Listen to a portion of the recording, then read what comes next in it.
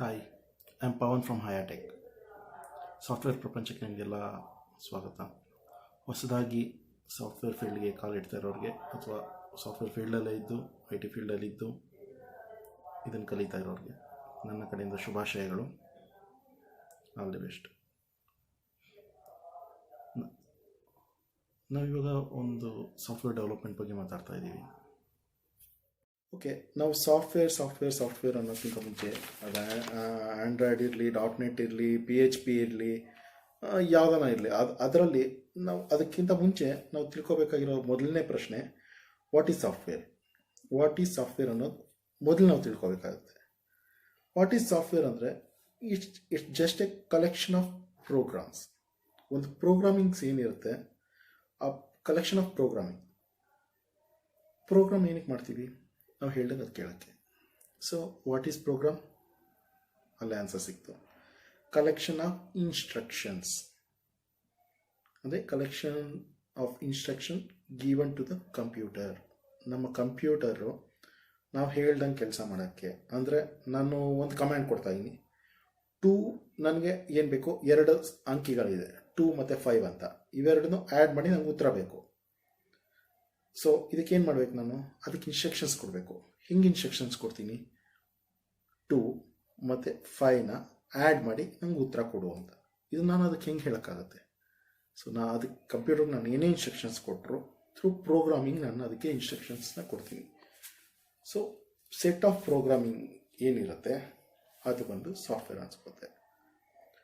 Okay, ನಾವು ಪ್ರೋಗ್ರಾಮಿಂಗಲ್ಲಿ ಇವಾಗ ನಾನು ಅದಕ್ಕೆ ಇನ್ಸ್ಟ್ರಕ್ಷನ್ಸ್ ನಾನು ಹೆಂಗೆ ಕೊಡ್ಬೋದು? ನಾನು ವಾಯ್ಸಲ್ಲಿ ಕೊಡೋಕ್ಕಾಗತ್ತಾ? ಯಾವುದಾದ್ರು ಇವಾಗ ಇದರದ್ದು ಗೂಗಲ್ದು ಬಂದಿದೆಯಲ್ಲ, ಅಲೆಕ್ಸಾ 5+2ನ ಆ್ಯಡ್ ಮಾಡಿ ನಂಗೆ ಉತ್ತರ ಹೇಳು, ಆಗಲ್ಲ. ಹಂಗೆ ಅದಕ್ಕೆ ಅದಾದ್ರೂ ಅದ್ರ ಹಿಂದೆ ಕೆಲವು ಕಮ್ಯಾಂಡ್ಸ್ ಇದ್ದಾವೆ, ಪ್ರೋಗ್ರಾಮಿಂಗ್ ಬರೆದಿದ್ದಾರೆ. ಅದಕ್ಕೆ ಏನು ಬರುತ್ತೆ ಅದನ್ನು ನಿನ್ನ ಭಾಷೆಯಲ್ಲಿ ಅರ್ಥ ಮಾಡಿಕೊಂಡು ಅವರ ಭಾಷೆಗೆ ತರ್ಜುಮೆ ಮಾಡಿ ಕೊಡು ಅನ್ನೋ ಇದೇನಿದೆ ಅದೇ ಪ್ರೋಗ್ರಾಮಿಂಗ್. ಮೊದಲು ಅದನ್ನು ಪ್ರೋಗ್ರಾಮಿಂಗ್ ಬರೆದಿದ್ರೆ ಮಾತ್ರ ಅದು ನಿಮ್ಮ ಭಾಷೆನ ಅರ್ಥ ಮಾಡ್ಕೊಳ್ಳೋಕೆ ಸಾಧ್ಯ. ಅದರದೇ ಆದ ಭಾಷೆಯಲ್ಲಿ ಅದು ಅರ್ಥ ಮಾಡ್ಕೊಳ್ಳುತ್ತೆ, ಡಿಜಿಟಲ್ ಲ್ಯಾಂಗ್ವೇಜಲ್ಲಿ ಅದು ಅರ್ಥ ಮಾಡ್ಕೊಳ್ಳುತ್ತೆ. ಸೊ ಈ ಡಿಜಿಟಲ್ ಲ್ಯಾಂಗ್ವೇಜ್ ಅರ್ಥ ಮಾಡ್ಕೊಂಡ್ಮೇಲೆ ಅದು ಯಾವ ಥರ ವರ್ಕ್ ಮಾಡುತ್ತೆ? ನಾವೇನೋ ಇನ್ಸ್ಟ್ರಕ್ಷನ್ಸ್ ಕೊಟ್ವಿ, ಅದನ್ನು ಅದು ಹಿಂಗೆ ಅರ್ಥ ಮಾಡಿಕೊಂಡು ರಿಯಾಕ್ಟ್ ಮಾಡುತ್ತೆ. ಅದು ಫಸ್ಟ್ ಏನು ಬೇಕು, ನಾವು ಪ್ರೋಗ್ರಾಮಿಂಗ್ ಬರೆದ್ಮೇಲೆ ಅದು ಪ್ರೋಗ್ರಾಮಿಂಗ್ ಕ್ರಿಯೇಷನ್ ಅಂದರೆ ನಾವು ಏನು ಕಮ್ಯಾಂಡ್ ಎಲ್ಲ ಬರೆದಿದ್ದೀವಿ ಅದು ಕಂಪೈಲ್ ಆಗಬೇಕು. ಕಂಪೈಲ್ ಆದಮೇಲೆ ಅಂದರೆ ಫಸ್ಟ್ ಇನ್ಸ್ಟ್ರಕ್ಷನ್ಸ್ ಎಲ್ಲ ಏನಿರುತ್ತೆ, ಇನ್ಪುಟ್ ಆ್ಯಂಡ್ ಔಟ್ಪುಟ್. ಇದು ಇನ್ಪುಟ್ಟು, ಇದು ಔಟ್ಪುಟ್ಟು. ಇಲ್ಲಿ ನಾನು ಇನ್ಪುಟ್ ಕೊಡ್ತಾಯಿದ್ದೀನಿ, ಇಲ್ಲಿ ನನಗೆ ಔಟ್ಪುಟ್ ತೋರಿಸು. ಅಥವಾ ನಾನು ಇದನ್ನು ಕೊಡ್ತಾಯಿದ್ದೀನಿ, ಇದನ್ನು ಈ ಥರ ಡಿಸ್ಪ್ಲೇ ಮಾಡು. ಈ ಥರ ಸೆಟ್ ಆಫ್ ಇನ್ಸ್ಟ್ರಕ್ಷನ್ಸ್ ಏನಿರುತ್ತೆ ಅದನ್ನು ನಾವು ಅದಕ್ಕೆ ಕಮ್ಯಾಂಡ್ ಅಂತ ಕೊಟ್ಟಿರ್ತೀವಿ ಪ್ರೋಗ್ರಾಮಿಂಗಲ್ಲಿ. ಸೊ ಅದು ಕಂಪೈಲ್ ಆಗುತ್ತೆ. ನೆಕ್ಸ್ಟ್ ಕಂಪೈಲ್ ಅಂತ ಏನಾಗುತ್ತೆ ಅಂತಂದರೆ, ನಾವು ಬರೆದಿರೋ ಕೋಡಿಂಗಲ್ಲಿ ಏನೂ ಎರರ್ಸ್ ಇಲ್ವಾ, ಏನಾನ ಎರರ್ಸ್ ಇದ್ದರೆ ಅದನ್ನು ತೋರಿಸುತ್ತೆ ಫಸ್ಟ್. ಅದನ್ನೆಲ್ಲ ಕರೆಕ್ಷನ್ಸ್ ಮಾಡಿದ್ಮೇಲೆ, ಕಂಪೈಲ್ ಆದಮೇಲೆ ಎಲ್ಲ ಕರೆಕ್ಟಾಗಿದೆ ಅಂತ ಆದಮೇಲೆ ನಮಗೇನಾಗುತ್ತೆ, ಔಟ್ಪುಟ್ ಕೊಡುತ್ತೆ. ಔಟ್ಪುಟ್ ಹೆಂಗೆ ಕೊಡುತ್ತೆ? ನಾವು ಯಾವ ರೀತಿ ನಾವು ಅದಕ್ಕೆ ಇನ್ಸ್ಟ್ರಕ್ಷನ್ಸ್ ಕೊಟ್ಟಿರ್ತೀವೋ ಆ ರೀತಿ ನಮಗೆ ಔಟ್ಪುಟ್ನ ಕೊಡುತ್ತೆ. ಇವಾಗ ಔಟ್ಪುಟ್ ಕೊಡಬೇಕಾದ್ರೆ ಅದಕ್ಕೆ ನಾವು ಇನ್ಸ್ಟ್ರಕ್ಷನ್ಸ್ನ ತುಂಬ ಸ್ಪೆಸಿಫಿಕ್ಕಾಗಿ ಕೊಡಬೇಕು. ನಾನು ನಿಮ್ಮ ಹತ್ರ ಹೇಳಿದೆ 5+2 ಎಷ್ಟು ಅಂತಂದರೆ ನೀವು ಟಕ್ ಅಂತ 7 ಅಂತ ಹೇಳ್ತೀರಾ. ಬಟ್ ಒಂದು ಕಂಪ್ಯೂಟರ್ಗೆ ನಾನು ಇನ್ಸ್ಟ್ರಕ್ಷನ್ಸ್ ಕೊಡುವಾಗ 5+2 ಅಂತ ನಾನು ಸಿಂಪಲಾಗಿ ಕೊಡೋಕ್ಕಾಗಲ್ಲ. 5 ಅನ್ನೋದು ಏನು ಅಂತ ನಾನು ಹೇಳಬೇಕಾಗುತ್ತೆ. 5 ಅನ್ನೋ ನಂಬರಾ ಅಥವಾ ಲೆಟರಾ, ವರ್ಡ, ಅದು ಏನದು ಅಂತ ಅದಕ್ಕೆ ಅಷ್ಟು ಸ್ಪೆಸಿಫಿಕ್ಕಾಗಿ ಹೇಳಬೇಕಾಗುತ್ತೆ. ಅಷ್ಟು ಸ್ಪೆಸಿಫಿಕ್ಕಾಗಿ ಹೇಳಬೇಕು ಅಂದರೆ ಅದರಲ್ಲಿ ತಲೆ ಕೆಡಿಸ್ಕೊಳ್ಳೋ ಅಂಥದ್ದು ಅಷ್ಟೊಂದು ಕೋಡ್ ಬರೀಬೇಕಾ? ನಾನು ಒಂದೊಂದು ನಂಬರ್ ಕೊಡುವಾಗಲೂ ಅದಕ್ಕೆ ಏನು ಅಂತ ಕೊಡಬೇಕಾ? ಅದಕ್ಕೆಲ್ಲ ಸ್ಟ್ಯಾಂಡರ್ಡ್ ಫಾರ್ಮ್ಯಾಟ್ಸ್ ಇದ್ದಾವೆ. ಅದನ್ನೇ ನಾವು ಡೇಟಾ ಟೈಪ್ ಅಂತ ಕರಿತೀವಿ. ಡೇಟಾ ಟೈಪ್ ಅಂತಂದರೆ ನಾವು ಅದಕ್ಕೆ ಏನು ಇನ್ಸ್ಟ್ರಕ್ಷನ್ಸ್ ಕೊಡ್ತಾ ಇದ್ದೀವಿ ಅನ್ನೋದನ್ನು ಅದಕ್ಕೆ ಕ್ಲಾರಿಫಿಕೇಷನ್ ಕೊಡ್ತೀವಿ. ಏನು ಡೇಟಾ ನಾನು ನಿನಗೆ ಕೊಡ್ತಾ ಇದ್ದೀನಿ ಅನ್ನೋದನ್ನು. ಓಕೆ, ಸೊ ಡೇಟಾ ಟೈಪ್ನ ತಿಳ್ಕೊಳ್ಳೋಕೆ ಮುಂಚೆ ಇಲ್ಲೊಂದು ಕ್ವಶನ್ ರೈಸ್ ಆಗ್ತಾಯಿದೆ, what is data? So what is data ಅನ್ನೋದನ್ನು ತುಂಬ ಸಿಂಪಲ್ಲಾಗಿ ನಾವು ಅರ್ಥ ಮಾಡ್ಕೊಂಡ್ಬಿಡ್ಬೋದು. ಇದಕ್ಕೆ ಯಾವುದೇ ಕಂಪ್ಯೂಟರ್ ಸೈನ್ಸ್ನ ನಾಲೆಡ್ಜೇ ಬೇಡ. ನಾವು ಚಿಕ್ಕ ವಯಸ್ಸಲ್ಲೇ ಓದಿದ್ದೀವಿ ವಾಟ್ ಈಸ್ ನೌನ್ ಅಂತ. ವಾಟ್ ವಾಟ್ ಈಸ್ ನೌನ್ ಅಂತ ಏನೋ ತುಂಬ simple answer. Name of A person, institution, place, dash dash dash dash. So same concept ಇಲ್ಲಿಗೆ ಅಪ್ಲೈ ಮಾಡಿರಿ. ನಾನು ಯಾಕೆ ಈ ಥರ ಹೇಳ್ತಾ ಇದ್ದೀನಿ ಅಂದರೆ, ಸುಮಾರು ಜನ ಕಂಪ್ಯೂಟರ್ ಬ್ಯಾಕ್ಗ್ರೌಂಡಿಂದ ಬರದೇ ಇದ್ದವ್ರು ಇರ್ಬೋದು, ಅಕೌಂಟ್ಸ್ ಬ್ಯಾಕ್ಗ್ರೌಂಡಿಂದ ಅಥವಾ ಮೆಕ್ಯಾನಿಕಲ್ ಬ್ಯಾಕ್ಗ್ರೌಂಡಿಂದ ಬಂದಿರೋರು ಇರ್ಬೋದು, ಅವ್ರಿಗೂ ಸಹ ಅರ್ಥ ಆಗಲಿ ಅನ್ನೋಕ್ಕೋಸ್ಕರ ನಾನು ಈ ಥರ ತುಂಬ ಸಿಂಪಲ್ ಎಕ್ಸಾಂಪಲ್ಸ್ನ ತೊಗೊತಾ ಇದ್ದೀನಿ. ಇಲ್ಲಿ ಏನು ಹೇಳಕ್ಕೆ ಹೊರಟಿದ್ದೀನಿ ಅಂದರೆ, ವಾಟ್ ಈಸ್ ಡೇಟಾ ಅಂದರೆ any piece of information can be a data. Pavan, Bangalore, Gulbarga, India, pen, book, water, food, machine, any information can be a data. Okay, data definition ಇಷ್ಟೊಂದು ಈಸಿ ಆಗೋಯ್ತು. ಸೊ ಈ ಡೇಟಾನೆಲ್ಲ ನಾವು ಎಲ್ಲಿ ಇಡ್ತೀವಿ? ಸುಮ್ಮನೆ ಪೀಸ್ ಆಫ್ ಡೇಟಾ ಹೀಗೆ ಎಲ್ಲದರಲ್ಲಿ ಇಡೋಕ್ಕಾಗಲ್ಲ. ಡೇಟಾನ ನಾವು ಒಂದು ಕಡೆ ಸ್ಟೋರ್ ಮಾಡಬೇಕು ಅಂದರೆ ನಮಗೆ ಬೇಕಾಗಿರೋದೇನು? Database. ಡೇಟಾ ಬೇಸಲ್ಲಿ ನಾವು ಡೇಟಾನ ಸೇವ್ ಮಾಡ್ತೀವಿ. ಇವಾಗ what is database? What is database ಅಂದರೆ ಸೆಟ್ ಆಫ್ ಡೇಟಾ ಅಲ್ಲೊಂದು ನೋಟ್ ಮಾಡಬೇಕಾಗಿರೋ ಪಾಯಿಂಟ್ ಇದೆ. Set of related data.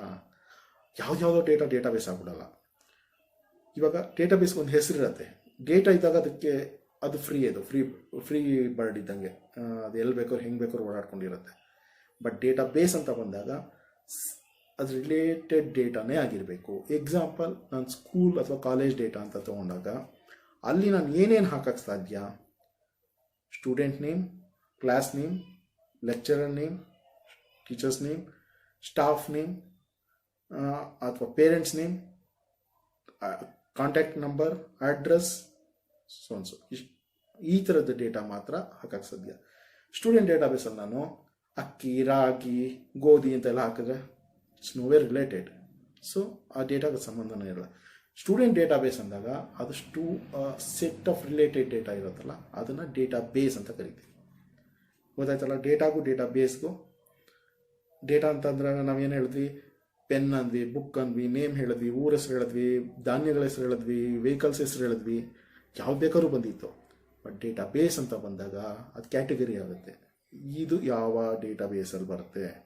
Student database ಅಂದಾಗ ಅದು, ಎಂಪ್ಲಾಯೀಸ್ ಡೇಟಾಬೇಸ್ ಅಂದಾಗ ಅವರು ಡಿಪಾರ್ಟ್ಮೆಂಟು, ಡೆಸಿಗ್ನೇಷನ್ನು, ಅವ್ರ ಸ್ಯಾಲ್ರಿ ಏನು, ಇವೆಲ್ಲ ಎಂಪ್ಲಾಯಿ ಡೇಟಾಬೇಸ್. ಹೀಗೆ ಡೇಟಾ ಬೇಸ್ ಕ್ರಿಯೇಟ್ ಆಗುತ್ತೆ. ಓಕೆ, ಡೇಟಾನ ತಗೊಂಡು ಡೇಟಾ ಬೇಸ್ಗೆ ಇಟ್ಬಿಟ್ವಿ. ಅದನ್ನು ಮ್ಯಾನೇಜ್ ಹೆಂಗೆ ಮಾಡ್ತೀವಿ? ನಾವು ಅದಕ್ಕೆ ಡೇಟಾ ಹೆಂಗೆ ಫೀಡ್ ಮಾಡ್ತೀವಿ? ನಾವು ಅದರಿಂದ ಡೇಟಾನ ಹೆಂಗೆ ಫೆಚ್ ಮಾಡ್ತೀವಿ? ಸೊ ಇದನ್ನು ಡೇಟಾಬೇಸ್ ಮ್ಯಾನೇಜ್ಮೆಂಟ್ ಸಿಸ್ಟಮ್ ಅಂತ ಕರೀತಾರೆ. ಡೇಟಾಬೇಸ್ ಮ್ಯಾನೇಜ್ಮೆಂಟ್ ಸಿಸ್ಟಮ್ ಅಂದರೆ DBMS ಅಂತ ಏನು ಕರೀತಾರೆ, ಇದು database management system. Okay, database management system ಅಂತ ಕರೀತಾರೆ. DBMS ಅಂತ ಇದನ್ನು ಕರೆಯೋದು. ಓಕೆ, ಡೇಟಾಬೇಸ್ ಮ್ಯಾನೇಜ್ಮೆಂಟ್ ಸಿಸ್ಟಮ್, ಡೇಟಾದಿಂದ ಡೇಟಾಬೇಸ್ ಮ್ಯಾನೇಜ್ಮೆಂಟ್ ಸಿಸ್ಟಮ್ ತನಕ ಬಂದ್ವಿ. ಓಕೆ, ಇವಾಗ ನಾನು ಫೆಚ್ ಮಾಡ್ತೀನಿ ಡೇಟಾನ. ನಾನು ಅದಕ್ಕೊಂದು ಇನ್ಸ್ಟ್ರಕ್ಷನ್ಸ್ ಕೊಡ್ತಾ ಇದ್ದೀನಿ, ಕಮ್ಯಾಂಡು. ಡೇಟಾಬೇಸಲ್ಲಿ ಇದೆ. ನಂದು ಕ್ವಾಂಟಿಟಿ ಬಂದು 5 numbers, ಪ್ರೈಸ್ ಬಂದು 10 rupees, ಟೋಟಲ್ ಎಷ್ಟಾಗಿದೆ ನನಗೆ ತೋರಿಸು ಅಂತ ಕೇಳ್ತಾ ಇದ್ದೀನಿ. ಯಾವುದೊಂದು ಮ್ಯಾಂಗೋ ಇಟ್ಕೊಳ್ರಿ, 50 ರೂಪಾಯಿ kg. ನಾನು 5 kg ತೊಗೊಂಡಿದ್ದೀನಿ. ನನಗೆ ಅಮೌಂಟ್ ಎಷ್ಟಾಯಿತು ತೋರಿಸು ಅಂತ ಅದಕ್ಕೆ ಕಮೆಂಟ್ ಕೊಡ್ತಾ ಇದ್ದೀನಿ. ಸೊ ಅದೇನು ಮಾಡಬೇಕು? 5 into 5 kg ಅಲ್ವಾ, 5 into 50 rupees kg, 250 rupees ಅಂತ ತೋರಿಸ್ಬೇಕು. ತೋರಿಸ್ಬಿಡುತ್ತಾ? ಖಂಡಿತ ತೋರಿಸಲ್ಲ. ಯಾಕೆ ಅಂತಂದರೆ ನಾನು ಅದಕ್ಕೆ ಇನ್ಸ್ಟ್ರಕ್ಷನ್ಸ್ ಕೊಡುವಾಗ ನಾನು 5 ಅಂದರೆ ಏನು ಅಂತ ನಾನು ಹೇಳಬೇಕು. ಅದಕ್ಕೆ ನಾನು ಡೇಟಾನ ಸೇವ್ ಮಾಡೋಕ್ಕೆ ಮುಂಚೆ ಇದು ನಂಬರಾ ಅಥವಾ ಇದು ಕ್ಯಾರೆಕ್ಟರಾ ಅಥವಾ ಇದು ನಂಬರ್ ವಿತ್ ಡೆಸಿಮಲ್ಲ, ಇವೆಲ್ಲ ಇಂಪಾರ್ಟೆಂಟು. ಇವಾಗ ನಾನು 5 ಅಂತ ಕೊಟ್ಟಿದ್ದೀನಿ, ಇಂಟು 10 ನ್ಯೂಮರಿಕ್ 10 ಕೊಟ್ಟಿದ್ದೀನಿ. ಸೊ ಏನು ಮಾಡುತ್ತೆ? ಅದಕ್ಕೆ ಅರ್ಥ ಆಗಲ್ಲ. ನಾನು ಅದಕ್ಕೆ ಏನು ಇನ್ಫಾರ್ಮೇಷನ್ ಕೊಡ್ತಾ ಇದ್ದೀನಿ ಅನ್ನೋದು ವೆರಿ ಸ್ಪೆಸಿಫಿಕ್ ಆಗಿರಬೇಕು. ಸೊ ಅಲ್ಲಿ ನನಗೆ ಡೇಟಾ ಟೈಪ್ನ ಯೂಸ್ ಮಾಡಬೇಕಾಗುತ್ತೆ. ಡೇಟಾ ಟೈಪ್ ಅನ್ನೋದೇನಿದೆ, ಇದರಲ್ಲಿ ನಮಗೆ primitive database and non primitive database ಅಂತ 2 ಕ್ಯಾಟಗರಿ ಬರುತ್ತೆ. Primitive database and non primitive database. Primitive ಡೇಟಾಬೇಸಲ್ಲಿ ತಿರ್ಗಾ ನಾವು 2 ಭಾಗ ತೊಗೊತೀವಿ. ಅದನ್ನು ನಾನು ಮೇಯ್ನ್ ಆಗಿ ಹೇಳ್ಕೊಂಡು ಹೋಗ್ತೀನಿ. ಡೇಟಾಬೇಸ್ ಅನ್ನೋದು ತುಂಬ ಸಿಂಪಲ್ ಇಲ್ಲ. ಅದರಲ್ಲಿ ನಾವು ಒಳಗೆ ಹೋಗ್ತಾ ಇದ್ದಷ್ಟು ಸಮುದ್ರದ ಥರ ಹೋಗುತ್ತೆ. ನನ್ನ ನಾಲೆಡ್ಜಲ್ಲಿರುವಂಥದ್ದು ಮತ್ತು ಅವಶ್ಯಕತೆ ನಾವು ಬೇಸಿಕ್ ಲೆವೆಲಲ್ಲಿ ನಾವು ಯೂಸ್ ಮಾಡ್ತಾ ಹೋಗುವಂಥ ಇನ್ಫಾರ್ಮೇಷನ್ಸ್ ಮಾತ್ರ ನಾನು ಕೊಡ್ತಾ ಹೋಗ್ತಾ ಇದ್ದೀನಿ. ಬುಲಿಯನ್ ಅಂತ ಫಸ್ಟ್ ಅಂದರೆ ನಾವು ಪ್ರಿಮಿಟಿವ್ ಡೇಟಾ ಟೈಪ್ನ ನಾವು ಬುಲಿಯನ್ ಮತ್ತು ನ್ಯೂಮರಿಕ್ ಅಂತ ಎರಡು ಆಗಿ ಡಿವೈಡ್ ಮಾಡ್ಕೊತೀವಿ. ಪ್ರಿಮಿಟಿವಲ್ಲಿ ಬುಲಿಯನ್ ಫಸ್ಟ್ ತೊಗೊಂಡ್ರೆ ಇದು ಎಸ್ ಆರ್ ನೋ ನನಗೆ ಔಟ್ಪುಟ್ ಬರ್ತಿದೆಯಾ ಬರ್ತಿಲ್ವಾ, ಇಂಟರ್ನೆಟ್ ಕನೆಕ್ಟ್ ಆಗಿದೆಯಾ ಕನೆಕ್ಟ್ ಆಗಿಲ್ವಾ, ಇದು ಇದಕ್ಕಿಂತ ಜಾಸ್ತಿ ಇದೆಯಾ ಕಡಿಮೆ ಇದೆಯಾ. ಸೊ ಈ ಕೇಸಲ್ಲಿ ಬುಲಿಯನ್ ಅನ್ನೋದನ್ನು ನಾವು ಯೂಸ್ ಮಾಡ್ತೀವಿ. ಇದ್ರ ಕೆಲಸ ಏನು, true or false or yes or no, ಇಷ್ಟೇ ಇದ್ರ ಕೆಲಸ ಈ ಡೇಟಾ ಟೈಪ್.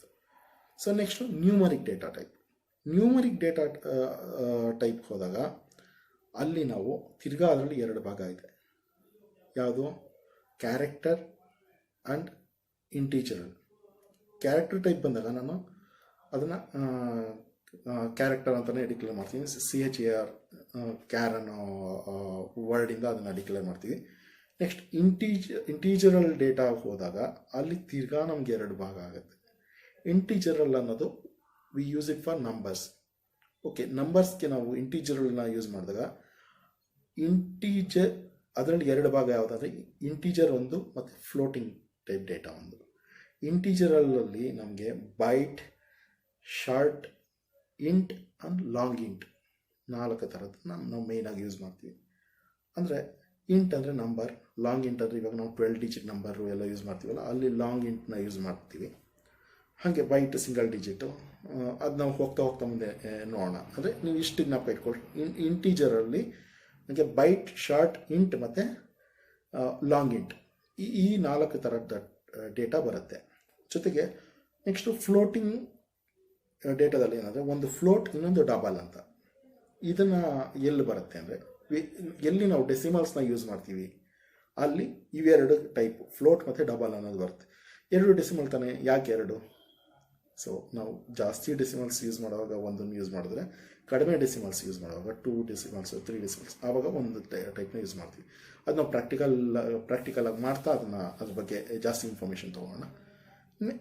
ನೆಕ್ಸ್ಟು ಇವೆರಡು ಆದಮೇಲೆ ನಮ್ಗೆ ಇನ್ನೊಂದು ಟೈಪ್ ಡೇಟಾ ಬೇಕಲ್ಲ. ಇವಾಗ ಡೇಟಾ ಟೈಪಲ್ಲಿ ಫಸ್ಟು ಪ್ರಿಮಿಟಿವ್ ಮತ್ತು ನಾನ್ ಪ್ರಿಮಿಟಿವ್ ಅಂತ ಹೇಳಿದೆ. ಪ್ರಿಮಿಟಿವ್ ಬಗ್ಗೆ ತಿಳ್ಕೊಂಡ್ವಿ. ನಾನ್ ಪ್ರಿಮಿಟಿವ್ ಡೇಟಾ ಅಂದರೆ ಏನು? ನಾನ್ ಪ್ರಿಮಿಟಿವ್ ಡೇಟಾದಲ್ಲಿ ಇವಾಗ ಹೆಸರು, ಪ್ಲೇಸು ಇವನ್ನೆಲ್ಲ ನಾವು ಸ್ಟ್ರಿಂಗ್ ಅಂತ ಕರಿತೀವಿ. ಸ್ಟ್ರಿಂಗಲ್ಲಿ ಅಲ್ಲಿ ಏನು ಬೇಕಾದ್ರೂ ಡಿಕ್ಲೇರ್ ಮಾಡ್ಬೋದು. ನೀವು TWO2 ಅಂತ ಡಿಕ್ಲೇರ್ ಮಾಡ್ಬೋದು, ಅಲ್ಲೇನು ಪ್ರಾಬ್ಲಮ್ ಇಲ್ಲ.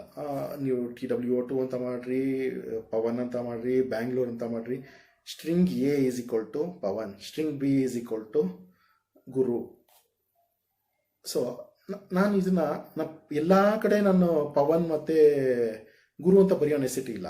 ಒಂದು ಕಡೆ ನಾನು ಮೇಲ್ಗಡೆ ಡಿಕ್ಲೇರ್ ಮಾಡಿಬಿಟ್ರೆ ಸ್ಟ್ರಿಂಗ್ A ಅಂದರೆ ಪವನ್, ಸ್ಟ್ರಿಂಗ್ B ಅಂದರೆ ಗುರು ಅಂತ ಅಂದ್ಬಿಟ್ರೆ ನಾನು ಸ್ಟ್ರಿಂಗ್ A ಅಂತ ಯೂಸ್ ಮಾಡ್ತೀನೋ ಅಲ್ಲೆಲ್ಲ ಅದು ಅರ್ಥ ಮಾಡ್ಕೋತ್ತೆ ಇದು ಪವನ್ ಅಂತ. ಎಲ್ಲಿ ಸ್ಟ್ರಿಂಗ್ B ಅಂತ ಯೂಸ್ ಮಾಡ್ತೀನೋ ಅಲ್ಲೆಲ್ಲ ಅರ್ಥ ಮಾಡ್ಕೋತ್ತೆ ಇದು ಗುರು ಅಂತ. ಸೊ ಹಾಗಾಗಿ ಸ್ಟ್ರಿಂಗ್ ಆದರೆ ಇನ್ನೊಂದು ಆ್ಯರೇ ಅಂತ. ಆ್ಯರೇ ಲಿಸ್ಟ್ನ ನಾವು ಮಲ್ಟಿಪಲ್ ಡೇಟಾ, ಇವಾಗ ಒಂದು ಯೂಸ್ ಮಾಡಿದಾಗ ಸ್ಟ್ರಿಂಗ್ ಯೂಸ್ ಮಾಡ್ತೀವಿ. ಇವಾಗ ಸೆಟ್ ಒಂದು B ಸೆಕ್ಷನಲ್ಲಿ ಎಷ್ಟು ಜನ ಸ್ಟೂಡೆಂಟ್ಸ್ ಇದ್ದಾರೆ ಇದನ್ನು ನಾವು ಆ್ಯರೇಲಿ ಡಿಕ್ಲೇರ್ ಮಾಡಿ ಅಷ್ಟು ಜನದನ್ನು ಆ್ಯರೇ ಲಿಸ್ಟಲ್ಲಿ ಇಡ್ತೀವಿ. ಇದು ಸ್ಟ್ರಿಂಗ್ ಟೈಪೇನೆ, ಬಟ್ ಮಲ್ಟಿಪಲ್ ಇನ್ಫಾರ್ಮೇಷನ್ಸ್ ಇರುತ್ತೆ. ಇದಿಷ್ಟಲ್ಲದೆ ಡೇಟ್ ಫಾರ್ಮ್ಯಾಟ್ ಇದೆ. ನಾವು ಯಾವುದನ್ನ ಆ್ಯಡ್ ಮಾಡ್ತೀವಿ ಅದನ್ನು ಡೇಟ್ ಫಾರ್ಮ್ಯಾಟ್ ಆ್ಯಡ್ ಮಾಡ್ತೀವಿ. ಹೀಗೆ ಸುಮಾರು ಫಾರ್ಮ್ಯಾಟ್ಸ್ನ ನಾವು ಯೂಸ್ ಮಾಡ್ತೀವಿ. ಬಟ್ ಮೇಯ್ನಾಗಿ ನಮಗೆ ಇಷ್ಟು ಸಾಕು. ಇದಿಷ್ಟರಲ್ಲೂ ಕೂಡ ನಮಗೆ int, string, double and date ಇದಿಷ್ಟರ ಬಗ್ಗೆ ನಾವು ಮೇಯ್ನಾಗಿ ತಿಳ್ಕೊಂಡ್ರೆ ಇನ್ನು ಮಿಕ್ಕಿದೆಲ್ಲ ಆಟೋಮೆಟಿಕಾಗಿ ನಾವು ಯೂಸ್ ಮಾಡುವಾಗ ಅದ್ರ ಬಗ್ಗೆ ಅದ್ರ ಅವಶ್ಯಕತೆ ಬೀಳ್ತಾ ಹೋದಾಗ ನಾವು ಅದ್ರ ಬಗ್ಗೆ ತಿಳ್ಕೊತಾ ಹೋಗ್ತೀವಿ. ಮೇಯ್ನಾಗಿ 4 ಡೇಟಾ ಇದ್ದರೆ ನಾವು ಡೇಟಾಬೇಸಲ್ಲಿ ನಾವು ಸ್ಟಾರ್ಟ್ ಮಾಡೋಕ್ಕೆ ರೆಡಿ ಇದ್ದೀವಿ ಅಂತ. ಓಕೆ, ಇದಿಷ್ಟ ಆದಮೇಲೆ ನಾವು ಸಾಫ್ಟ್ವೇರ್ ಡೇಟಾ ಆಯಿತು. ಡೇಟಾ ಆದಮೇಲೆ ಕಮ್ಯಾಂಡ್ಸ್ ನಾವು ಹೆಂಗೆ ಬರೀತೀವಿ, ಕಮ್ಯಾಂಡ್ಸ್ ಬರೆಯುವಾಗ ಯಾವ್ಯಾವ ಕ್ಯಾರೆಕ್ಟರ್ನ ಯೂಸ್ ಮಾಡ್ತೀವಿ ಅಂದರೆ ಇಲ್ಲಿ ಎಲಿಮೆಂಟ್ಸ್, ಇದನ್ನು ಎಲಿಮೆಂಟ್ಸ್ ಅಂತ ಕರಿತೀವಿ. ನಾವು ಯಾವ್ಯಾವ ಎಲಿಮೆಂಟ್ಸ್ನ ಯೂಸ್ ಮಾಡಿ ಪ್ರೋಗ್ರಾಮಿಂಗ್ ಬರೀತೀವಿ. ಒಂದು ಆಲ್ಫಾಬೆಟ್ಸ್ A to Z, ಅದನ್ನು ಕ್ಯಾರೆಕ್ಟರ್ ಸೆಟ್ ಅಂತ ಕರಿತೀವಿ. Next digits 0 to 9, graphic characters plus, minus ಮತ್ತು ಆಂಪರ್ಸೆಂಟ್ ಇವೆಲ್ಲ ಗ್ರಾಫಿಕ್ ಕ್ಯಾರೆಕ್ಟರ್ಸ್ ಆಗಿ ಯೂಸ್ ಮಾಡ್ತೀವಿ. ಮತ್ತು ವೈಟ್ ಸ್ಪೇಸ್ ಅನ್ನೋ ಒಂದು ನ್ಯೂ ಲೈನ್ ಇರ್ಬೋದು, ನೆಕ್ಸ್ಟ್ ಲೈನ್ಗೆ ಹೋಗೋಕ್ಕೆ, ಅಥವಾ ಲೈನ್ ಟು ಲೈನ್ ಗ್ಯಾಪ್ ಇರ್ಬೋದು, ಹಾರಿಜಾಂಟಲ್, ವರ್ಟಿಕಲ್, ಇವನ್ನೆಲ್ಲ ವೈಟ್ ಸ್ಪೇಸ್ ಕ್ಯಾರೆಕ್ಟರ್ಸ್ ಅಂತ ಕರಿತೀವಿ. ಆಮೇಲೆ other characters like back space ಅಥವಾ ನಲ್, ಏನು ವ್ಯಾಲ್ಯೂ ಇಲ್ಲ. ಇಲ್ಲಿ ಎಂಟಿ ಬೇರೆ, ನಲ್ ಬೇರೆ ಸಾಫ್ಟ್ವೇರಲ್ಲಿ, ಅದನ್ನು ಚೆನ್ನಾಗಿ ಅರ್ಥ ಮಾಡ್ಕೋಬೇಕು. ಎಂಟಿ ಅನ್ನೋದು ಬೇರೆ, ನಲ್ ಅನ್ನೋದು ಬೇರೆ. ಓಕೆ, ಸೊ ಆಮೇಲೆ ಡೆಲಿಮಿಟರ್ಸ್ ಅಂತ ಯೂಸ್ ಮಾಡ್ತೀವಿ. ಅದರಲ್ಲಿ ಇನ್ವರ್ಟೆಡ್ ಕಾಮ ಇರ್ಬೋದು, ಡಬಲ್ ಕೋಟ್ ಇರ್ಬೋದು, ಅಥವಾ ಬ್ರ್ಯಾಕೆಟ್ಸ್ ಇರ್ಬೋದು, ಹ್ಯಾಶ್ ಇರ್ಬೋದು, ಬಿಗ್ ಬ್ರ್ಯಾಕೆಟು, ಇವನ್ನೆಲ್ಲ ನಾವು ಡೆಲಿಮಿಟರ್ಸಲ್ಲಿ ಯೂಸ್ ಮಾಡ್ತೀವಿ. ಆಮೇಲೆ ಇನ್ನು ನೆಕ್ಸ್ಟು ರಿಸರ್ವ್ಡ್ ವರ್ಡ್ಸ್ ಅಂತ ಸ್ವಲ್ಪ ಇದೆ ಇದರಲ್ಲಿ. ರಿಸರ್ವ್ ವರ್ಡ್ಸ್ ಅಂದರೆ ಈ ವರ್ಡ್ಸ್ನ ನಾವು ಅದು ಸಾಫ್ಟ್ವೇರಲ್ಲಿ ಡಿಕ್ಲೇರ್ ಮಾಡಿರೋ ವರ್ಡ್ಸು, ಅದನ್ನು ನಾವು ಬೇರೆ ಕಡೆ ಯೂಸ್ ಮಾಡೋಕ್ಕಾಗಲ್ಲ. ಸ್ಟ್ರಿಂಗ್ ಆಗಾಗಲಿ ಅಥವಾ ನೇಮ್ ಆಗಾಗಲಿ ಅಥವಾ ಬೇರೆ ಯಾವ ಥರನೂ ನಾವು ಇದನ್ನು ಯೂಸ್ ಮಾಡೋಕ್ಕಾಗಲ್ಲ. ಅವೆಲ್ಲ ಕೆಲವು ಎಕ್ಸಾಂಪಲ್ ಹೇಳ್ತೀನಿ. If, else, word, case, to, while, break, auto, ಇವೆಲ್ಲ ಏನಂದರೆ ಇದು ಪ್ರೋಗ್ರಾಮಿಂಗಲ್ಲಿ ನಾವು ಯೂಸ್ ಮಾಡೋ ವರ್ಡ್ಸು. ಇದನ್ನು ನಾವು ಸ್ಟ್ರಿಂಗಾಗಿ ಯೂಸ್ ಮಾಡೋಕ್ಕಾಗಲ್ಲ. ಸೊ ಅದನ್ನು ಅವಾಯ್ಡ್ ಮಾಡಬೇಕಾಗುತ್ತೆ. ಅದನ್ನು ಯೂಸ್ ಮಾಡಲೇಬೇಕಾಗಿ ಬಂದಾಗ ಬೇರೆ ಥರ ಆಪ್ಷನ್ಸ್ ಇದೆ. ಅದನ್ನು ನಾವು ಯೂಸ್ ಮಾಡುವಾಗ ನೋಡೋಣ, ಅದನ್ನು ಯಾವ ಥರ ಯೂಸ್ ಮಾಡ್ತೀವಿ ಅಂತ ಹೇಳ್ಕೊಡ್ತೀನಿ. ಅಲ್ಲಿವರೆಗೂ ಇದನ್ನು ನಾವು ಡೈರೆಕ್ಟಾಗಿ ಯೂಸ್ ಮಾಡೋಕ್ಕಾಗಲ್ಲ, ಈ ವರ್ಡ್ಸ್ನೆಲ್ಲ ನಾವು. ಸೊ ಇವನ್ನೆಲ್ಲ ಏನಾಗ್ತೀವಿ, ರಿಸರ್ವ್ಡ್ ವರ್ಡ್ಸ್ ಅಂತ ಕರಿತೀವಿ. ಅಂದರೆ ಇವಾಗ ಇಲ್ಲಿವರೆಗೂ ನಾವು ಏನು ತಿಳ್ಕೊಂಡ್ವಿ, what is software, what is programming ಹೆಂಗೆ ಎಕ್ಸಿಕ್ಯೂಟ್ ಆಗುತ್ತೆ, ಪ್ರೋಗ್ರಾಮಿಂಗ್ ಮಾಡೋಕ್ಕೆ ಮುಂಚೆ ನಮಗೆ ಏನು ಬೇಕು, ಡೇಟಾ ಬೇಕು. ಯಾವುದೇ ಸಾಫ್ಟ್ವೇರ್ ವರ್ಕ್ ಆಗೋದು ಡೇಟಾ ಮೇಲೆ. ಆ ಡೇಟಾ ಅಂದರೆ ಏನು, ಡೇಟಾ ಬೇಸ್ ಅಂದರೆ ಏನು, ಡೇಟಾನ ಎಲ್ಲಿ ಸೇವ್ ಮಾಡ್ತೀವಿ ಡೇಟಾಬೇಸಲ್ಲಿ, ಡೇಟಾ ಬೇಸ್ ಅಂದರೆ ಏನು, ಡೇಟಾಬೇಸ್ನ ಹೆಂಗೆ ಮ್ಯಾನೇಜ್ ಮಾಡ್ತೀವಿ, ಡೇಟಾಬೇಸ್ ಮ್ಯಾನೇಜ್ಮೆಂಟ್ ಸಿಸ್ಟಮಿಂದ ಯೂಸ್ ಮಾಡ್ತೀವಿ. ಹಾಗೆ ಡೇಟಾಬೇಸ್ ಮ್ಯಾನೇಜ್ಮೆಂಟ್ ಸಿಸ್ಟಮ್ನ ಯೂಸ್ ಮಾಡಿದ್ಮೇಲೆ ಆ ಡೇಟಾನ ನಾವು ಹೆಂಗೆ ಡಿಕ್ಲೇರ್ ಮಾಡ್ತೀವಿ, ಸಾಫ್ಟ್ವೇರ್ಗೆ ಅರ್ಥ ಆಗೋಂಗೆ ನಾವು ಹೆಂಗೆ ಹೇಳ್ತೀವಿ, ನಾವು ಏನು ಡೇಟಾನ ಕೊಡ್ತಾ ಇದ್ದೀವಿ ಅಂತ. ಅದು ನಂಬರ, ಹೆಸರ, ಡೇಟಾ, ಡೆಸಿಮಲ್ ಇದೆಯಾ ಇಲ್ವಾ. ಸೊ ಇದನ್ನು ನಾವು ಇವತ್ತಿನ ಕ್ಲಾಸಲ್ಲಿ ಅರ್ಥ ಮಾಡ್ಕೊಂಡಿದ್ದೀವಿ. ಸೊ ನೆಕ್ಸ್ಟ್ ಕ್ಲಾಸಲ್ಲಿ ಅದನ್ನು ನಾವು ಡೇಟಾಬೇಸಿಗೆ ನಾವು ಡೇಟಾ ಹೆಂಗೆ ಕಳಿಸ್ತೀವಿ, ಹೆಂಗೆ ರಿಟ್ರೀವ್ ಮಾಡ್ತೀವಿ, ಈ ಇನ್ಫಾರ್ಮೇಷನ್ನ ತೊಗೊಳ್ಳೋಣ. ಫಸ್ಟ್ ಡೇಟಾಬೇಸ್ ಜೊತೆ ನಮ್ಮ ಕಮ್ಯುನಿಕೇಷನ್ ಸ್ಟಾರ್ಟ್ ಆದಮೇಲೆ ನಾವು ಸಾಫ್ಟ್ವೇರಲ್ಲಿ ಅದನ್ನು ಕೋಡ್ ಬರೆದು ಹೆಂಗೆ ರಿಟ್ರೀವ್ ಮಾಡ್ಕೊತೀವಿ. ಡೈರೆಕ್ಟಾಗಿ ಡೇಟಾಬೇಸಲ್ಲಿ ಏನು ಕಮಾಂಡ್ ಕೊಡ್ತೀವಿ ಅದನ್ನು ನಾವು ಸಾಫ್ಟ್ವೇರಲ್ಲಿ ಒಂದು ಕಡೆ ತೊಗೊಂಡೋಗಿ ಈ ಜಾಗದಲ್ಲಿ ಅಂತ ಇಟ್ಟಾಗ ಅದನ್ನು ಇಲ್ಲಿ ನಾವು ಯಾವ ಜಾಗದಲ್ಲಿ ಡಿಸ್ಪ್ಲೇ ಬರಬೇಕು, ಇದೆಲ್ಲ ಡಿಸೈನ್ ಯೂಸರ್ ಇಂಟರ್ಫೇಸ್ನ ಡೆವಲಪ್ ಮಾಡಿದಾಗ ನನಗೆ ಈ ಜಾಗದಲ್ಲಿ ಇದನ್ನು ತೋರಿಸು, ಈ ಜಾಗದಲ್ಲಿ ಇದನ್ನು ತೋರಿಸು, ಅದನ್ನ ಯೂಸರ್ ಇಂಟರ್ಫೇಸ್ ಅಂತಾರೆ. ಆ ಯೂಸರ್ ಇಂಟರ್ಫೇಸ್ನ ಡೆವಲಪ್ ಮಾಡೋದನ್ನ ನೆಕ್ಸ್ಟ್ ಕ್ಲಾಸಲ್ಲಿ ತೊಗೊಳ್ಳೋಣ. ಅಂದರೆ ಇದಕ್ಕಿಂತ ಮುಂಚೆ ನಾನು ಡೇಟಾಬೇಸಲ್ಲಿ ಒಂದು 3 ಟೈರ್ ಆರ್ಕಿಟೆಕ್ಚರ್ ಅಂತ ಒಂದು ಕರೀತಾರೆ. ಈ ಡೇಟಾಬೇಸ್ನ ಸೇವ್ ಮಾಡೋದಾಗಲಿ ರಿಟ್ರೀವ್ ಮಾಡೋದಾಗಲಿ ಅದ್ರ ಬಗ್ಗೆ ಒಂದು ಸ್ಮಾಲ್ ಇನ್ಫಾರ್ಮೇಷನ್ ಕೊಟ್ಕೊಡ್ತೀನಿ. 3 ಟೈರ್ ಆರ್ಕಿಟೆಕ್ಚರ್ ಅಂತ ಅಂದರೆ ಸಿಂಪಲಾಗಿ ತೊಗೊಳ್ಳೋಣ, ತುಂಬ ಡೆಪ್ತಾಗಿ ಹೋಗೋದು ಬೇಡ. ನಾನು ಡೇಟಾನ ಸಾಫ್ಟ್ವೇರ್ಗೆ ಹೆಂಗೆ ಎಂಟ್ರಿ ಮಾಡ್ತೀನಿ, ಸ್ಕ್ರೀನಲ್ಲಿ ನನಗೆ ಆಪ್ಷನ್ಸ್ ಇರುತ್ತೆ. ಇಲ್ಲಿ ನನ್ನ ಹೆಸರು, ಅಡ್ರೆಸ್ಸು, ಫೋನ್ ನಂಬರು ಎಲ್ಲ ಟೈಪ್ ಮಾಡಿ ಓಕೆ ಬಟನ್ನ ಕ್ಲಿಕ್ ಮಾಡ್ತೀನಿ. ಇದು ಒಂದು ಟೈರ್ ಅಂತ ತೊಗೊಳ್ರಿ. 2ನೇ ಟೈರು, 3ನೇ ಟೈರ್ಗೆ ಹೋಗೋಣ ಡೈರೆಕ್ಟಾಗಿ. ಅದು ಹೋಗಿ ಎಲ್ಲಿ ಸೇವ್ ಆಗುತ್ತೆ, ಡೇಟಾಬೇಸಲ್ಲಿ ಸೇವ್ ಆಗುತ್ತೆ. ಡೇಟಾಬೇಸಲ್ಲಿ ಹೋಗಿ ಸೇವ್ ಆಗುತ್ತೆ. ಇದು ಮೂರನೇ ಆ್ಯಕ್ಟಿವಿಟಿ. ಇವೆರಡರ ಮಧ್ಯ ಒಂದು ಆ್ಯಕ್ಟಿವಿಟಿ ಇದೆ. ಏನದು, ನಾನು ಏನಿಲ್ಲಿ ಡೇಟಾ ಫೀಡ್ ಮಾಡಿದ್ದೀನಿ ಅದನ್ನು ಕಂಪ್ಯೂಟರ್ ಲ್ಯಾಂಗ್ವೇಜ್ಗೆ ಕನ್ವರ್ಟ್ ಮಾಡಿ, ಅಂದರೆ ಲಾಜಿಕಲ್ ಆಪ್ರೇಷನ್ಸ್ ಅಲ್ಲಾಗುತ್ತೆ. ಲಾಜಿಕಲ್ ಆಪ್ರೇಷನ್ಸ್ ಆಗಿ ಅದನ್ನು ಕನ್ವರ್ಟ್ ಮಾಡಿ ಡೇಟಾಬೇಸ್ಗೆ ಹೋಗಿ ಸೇವ್ ಮಾಡುತ್ತೆ. ನಾನು ಇಲ್ಲಿ ಫ್ರಂಟ್ ಎಂಡಲ್ಲಿ ನಾನು ನನ್ನ ಹೆಸರು, ನನ್ನ ಮೊಬೈಲ್ ನಂಬರ್ ಸೋನ್ಸೋ, ಯಾವುದೋ ಒಬ್ಬರ ಹೆಸರು, ಮೊಬೈಲ್ ನಂಬರ್ ಸೋನ್ಸೋ, ಇವರ ಯಾರ ಮೊಬೈಲ್ ನಂಬರ್ ಹುಡುಕೊಡು ಅಂತ ಸರ್ಚ್ ಕೊಟ್ಟೆ. ಆವಾಗ ಏನು ಮಾಡುತ್ತೆ, ಡೇಟಾಬೇಸಿಂದ ಡೇಟಾನ ರಿಟ್ರೀವ್ ಮಾಡುತ್ತೆ. ಅಲ್ಲಿ ಯಾವ ಫಾರ್ಮ್ಯಾಟಲ್ಲಿದೆ ಡೇಟಾ, ಬೈನರಿ ಫಾರ್ಮ್ಯಾಟಲ್ಲಿದೆ. ಅದನ್ನು ನಮಗೆ ಅರ್ಥ ಆಗೋ ಫಾರ್ಮ್ಯಾಟ್ಗೆ ತಂದು ಸ್ಕ್ರೀನ್ ಕೊಡೋದು ಯಾವುದೋ ಈ ಮಧ್ಯ ಇದೆಯಲ್ಲ ಲೇಯರ್, ಲಾಜಿಕಲ್ ಆಪ್ರೇಷನ್ಸ್. ಇದನ್ನು 3 ಟೈರ್ ಆರ್ಕಿಟೆಕ್ಚರ್ ಅಂತ ಕರೀತಾರೆ. ಸೊ ಇದು ಬೇಸಿಕ್ ಇನ್ಫಾರ್ಮೇಷನ್ ಸಾಕು. ನಮಗೆ ಇನ್ ಡೆಪ್ತ್ ಹೋದರೆ ನಾವು ತಿಂಗಳಗಟ್ಟಲೆ 6 ತಿಂಗಳ ಎಲ್ಲ ಕ್ಲಾಸ್ ತೊಗೋಬೇಕಾಗುತ್ತೆ. ಇದ್ರ ಕಾನ್ಸೆಪ್ಟ್ ಇಷ್ಟು ಗೊತ್ತಿದ್ರೆ ನಾವು ಇದನ್ನು ನಾವು ಅಪ್ಗ್ರೇಡ್ ನಾವೇ ಮಾಡ್ಕೊತ ಹೋಗ್ಬೋದು. ಸೊ ಇವತ್ತಿನ ಕ್ಲಾಸ್ಗೆ ಇಷ್ಟು ಸಾಕು. ನೆಕ್ಸ್ಟ್ ಕ್ಲಾಸಲ್ಲಿ ಅದನ್ನು ನಾವು ಡೇಟಾ ಹೆಂಗೆ ಫೀಡ್ ಮಾಡ್ತೀವಿ, ರಿಟ್ರೀವ್ ಮಾಡ್ತೀವಿ, ಪ್ರಾಕ್ಟಿಕಲ್ ಆಗಿ ನೋಡೋಣ ಸ್ಕ್ರೀನಲ್ಲಿ. Okay, thank you. ನಿಮ್ಗೇನೇ ಡೌಟ್ ಇದ್ದರೂ ನನಗೆ ಕಮೆಂಟಲ್ಲಿ ಹಾಕಿ, ನಾನು ಅದಕ್ಕೆ ಆದಷ್ಟು ಕ್ಲಾರಿಫೈ ಮಾಡೋಕ್ಕೆ ಟ್ರೈ ಮಾಡ್ತೀನಿ. Thank you.